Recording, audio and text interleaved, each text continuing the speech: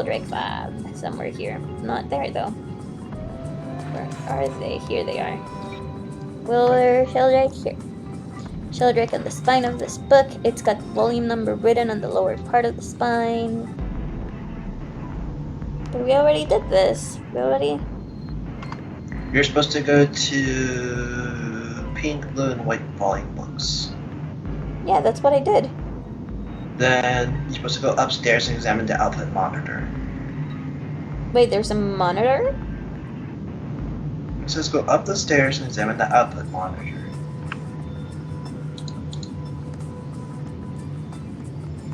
It's pretty impressive. There's another door after it and the passageway beyond. Need to find the key.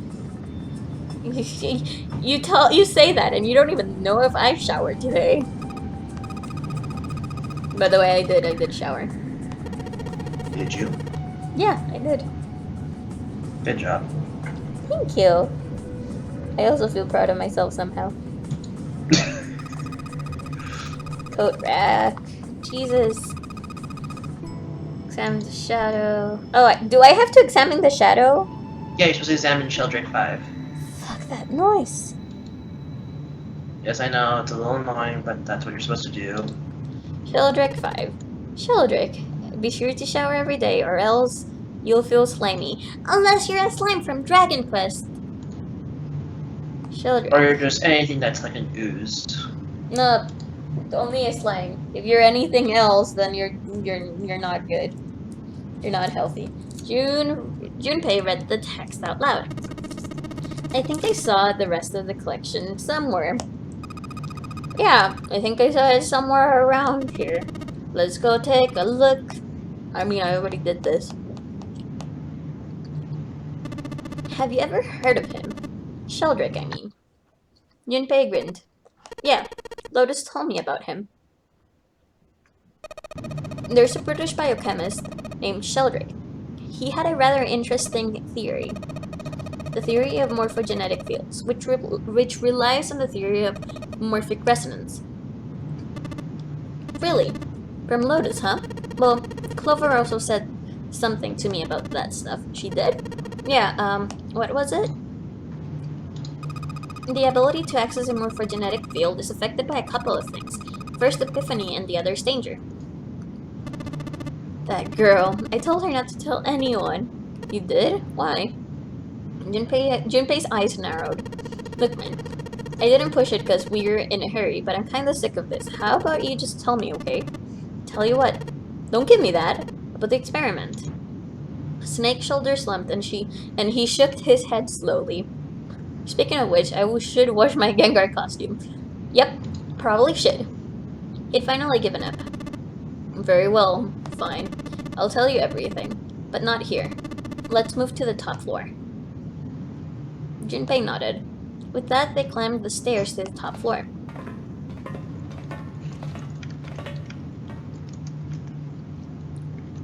Snake was silent for a moment after they arrived, then finally crossed his arms and spoke.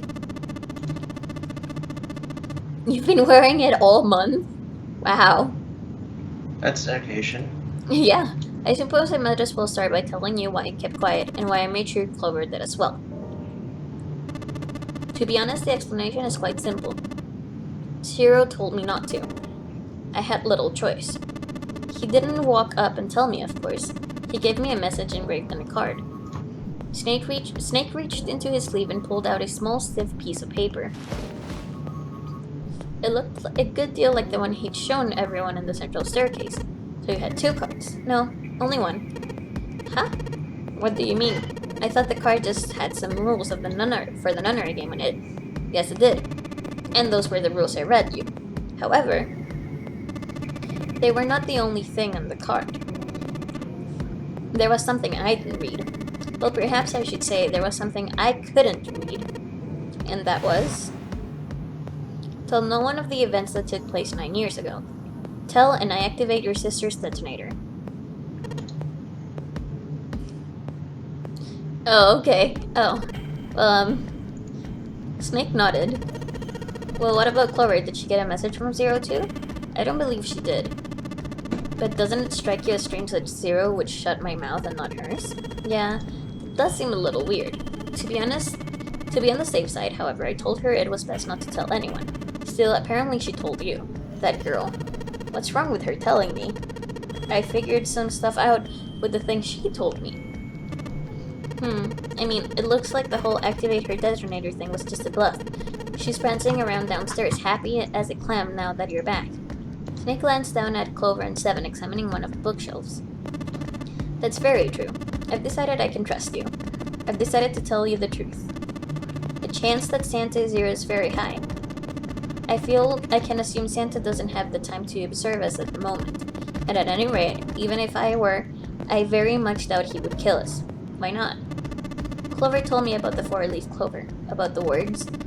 If he knew about that, then he was in my group during the first experiment. I'm sure of it. He wouldn't kill us, no matter what the situation was. Snake paused and cocked his head as though he was listening to something very far away. His face looked as dark as though something was weighing on him. Hey, Snake? Junpei wasn't quite sure what to say. Snake turned and looked at him. Yes, I know. You want to know what happened during the experiment? Yeah. How much do you know?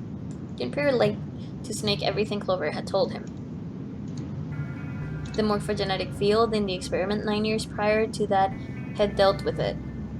How the experiment had taken place simultaneously at two locations, one being a ship and the other one being a building in Nevada. How they'd played the nunnery game. He told him everything. And finally, he told him how a girl had died during the experiment. Oh, she told you all that, did she? Snake looked down. His face was tight. A slight tremor shook his body and he tried to hide it. He was putting on a good front, but even Junpei could tell he was holding back something deep and powerful. He made as if to brush something from his face and looked at Junpei. At any rate, I now know how much you've learned. All that remains for us is to determine who did this and why, right? Yes. Can you tell me what happened? Snake nodded slowly. The people who organized the initial experiment were from a company called Prattle Pharmaceutical. There were 4 of them running the show. Gentaro Hongo, Ace, as we already know, Nagisa Nijisaki, Teruaki Kobuta, Kagechika Musashido. Hongo was the CEO of Prattle Pharmaceutical. Nijisaki was his right man and did the lion's share of the planning. Kobuta led the company's research and development. He actually looks like the 9th man, so I'm guessing he was the 9th man, just, all the show and everything. Musashido was their majority stockholder. It was these 4 people who planned the initial experiment. Let me simplify it for you. Hongo designed it, Nijisaki put it all together, Kobuta developed the technology required, and Musashido provided the cash. So it's Hongo, Nijisaki, Kubota, and Musashido. Junpei couldn't shake the sense that he had heard those 4 names somewhere before, in an alternate universe. Of course, more than 4 people were required to conduct an experiment of this scale. To that end, they organized a top-secret team to assist them with their research. All in all, they gathered 10 people or so. Those 10 completed their team, and they were able to begin the project. They named it the Nunnery Project. The purpose of the experiment was to research the prospect of controlling a human mind through sheer will. The vessel, I suppose you could say, for this control was the morphogenetic field. Why did that glycerin suddenly begin to crystallize? Why did the crystal structures of the EDT undergo a sudden change?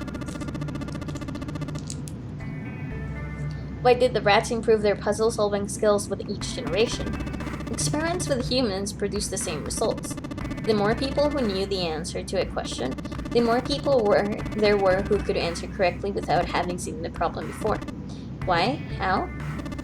The answer is that the shape of the answer has been stored in a field invisible to the naked eye. And through that field, the resonant event transmits information related to that answer. That's essentially the idea behind morphogenetic fields. But that's just a theory. Can't bring Can't bring yourself to believe it? Not really.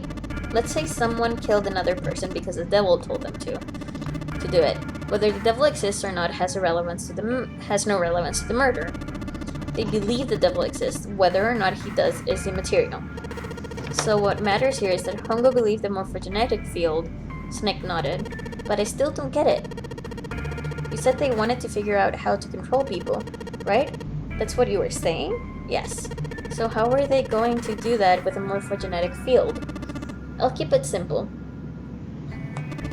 Let's suppose 10,000 people have solved a certain problem. The chance of you knowing that answer, even if no one has told you, will go up. Let's have another example, shall we? Say, 1 million people were to do a handstand right now. Tomorrow, the chances of you doing a handstand would be higher, even if you had heard nothing of this hypothetical mass handstanding. Mankind's thought process and actions are all part of a resonant event. All of the resonant events encoded in the field are projected onto you. Of course, this assumes you believe in this theory. Do you follow so far? I do. But let's say hypothetically that there was a person who had the same effect as those millions of people. What would happen? If that one person were to do a handstand, the other people would find themselves wanting to do a handstand as well. Can you imagine what that person with powers like that would be able to do? Come on, there's no way. I'm not done. Imagine another scenario. Imagine another person. This is an ordinary person. Let's say he does a handstand. What if there was someone who could grab the resonant event he created by doing that and use it to make other people do handstands? What would happen then? A person who has the power to write to the field and a person who can read from the same. You could think of them as writer and reader, or the transmitter and the receiver. What would the world be like if there were people with abilities like these? I think that guy was confusing casualty with correlation. Yeah, sounds about right. Junpei thought about it for a moment. With the transmitter's resonant event transmitter's resonant event can be transmitted through the field and sent to the receiver. And then the transmitter can control the receiver however they wish. That's what you're saying, right? Yes, close enough at least. Come on, that's just crazy. Well, if you want to prove that, then you'll have to test it first. At least, that's how they thought. That was why they decided to do their experiment. That was how the nunnery project began. Snake suddenly looked very serious. Junpei, have you ever heard of the Gansfield experiment? Too much socialist science for me, right? Junpei nodded. Yeah, that was an experiment in telepathy, right? They put a pair of subjects in separate rooms. Then they showed one of them a picture and they asked the other one what they saw. Interesting. I'm impressed. Yes, that is exactly correct. So why do you bring up the Gansfield experiment? It was used to screen subjects for the nunnery nunnery project. The hospital in a remote town was affiliated with Cradle Pharmaceutical. It's pseudoscience. No, it's socialist science, which is different from pseudoscience. I mean, it is pseudoscience, but socialist science is a type of pseudoscience. If I am explaining myself. Basically, it's like mathematics is the general term, but there's a specific part like geometry. Yeah. Yeah, thank you. I can't explain myself because it's almost 11 and I've been working on homework all day. Hongo used it to conduct experiments on visiting children in secret. Some of them, he found, had potential. He began to gather children that showed promise. Children that seemed as though they might be able to access the field. Of course, none of them volunteered. No, Patrick, no! No! They were kidnapped. His face barely moved as he spoke. There were 9 pairs of siblings taken for 18 children total. For reasons that were not fully understood at the times, each pair had 1 transmitter and 1 receiver. They were split perfectly. As such, the 18 children were split into 2 groups of 9. The children who were put in Group Q